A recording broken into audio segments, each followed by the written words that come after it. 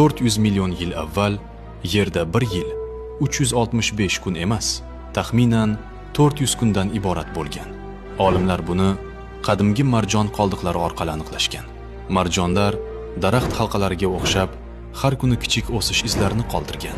Shu izlar orqali qadimda bir yilda nechta kun bo'lganini bilish mumkin.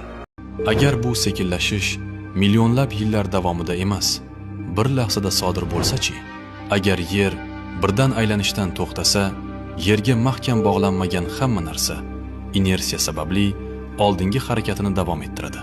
Ekvator hududida bu shuni anglatadi.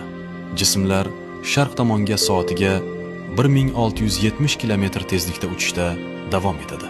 Binolar poydevordan uzilib ketadi. Mashinalar, daraxtlar, okeanlar hammasi bir yo'nalishda dahshatli kuch bilan siljiydi.